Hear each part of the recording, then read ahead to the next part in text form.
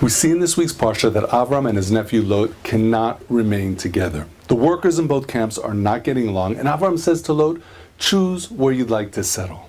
If you go to the left, I'll go to the right. Choose the right, I'll go to the left. So Lot lifts up his eyes and he takes a look at the Jordan Valley and he sees how green and fertile the land is.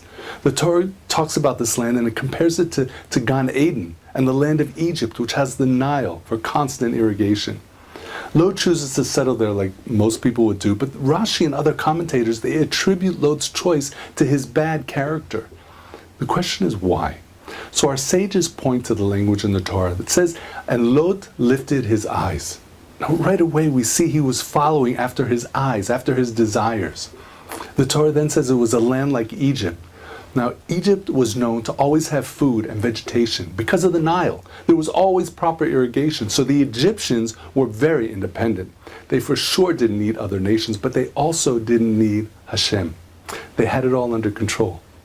It says Lot went from the Kedem. Now this word Kedem can also refer to something earlier, or the one preceding, referring to Hashem. He was traveling away from Avram and Hashem and all of the spiritual restraints and obligations that were placed on him. He was basically saying, take me to the nice, rich green land and let me live the good life. Just leave me alone. Now, it sounds good, but it just isn't the Jewish way. I mean, take a look at Eretz Israel. We don't have a consistent water source. We have to pray for the rain, that it should come in the right time and the right amount.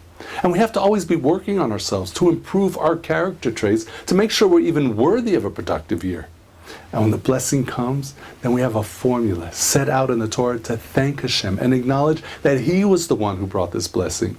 Now this goes for all forms of livelihood in every aspect in our life. We have to see Hashem in our life. Now one important way to connect to Hashem is through our thoughts and actions. And one way of doing this is to take something upon ourselves in the form of a mitzvah.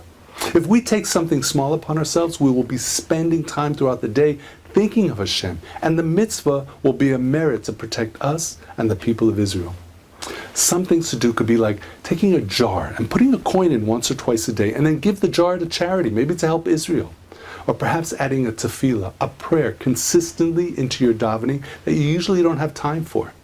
Say one chapter of Tehillim, Psalms, every day. Or Shabbos candles. Light Shabbos candles every Friday night at the right time, 20 minutes before sunset. Hashem appreciates these little moves towards Him, and they shake the heavens. I mean, we can all relate to getting a thank you or some spontaneous recognition. It makes an impact, and it makes an impact in the heavens as well. And if we do this, it'll be a source of blessing for all of us.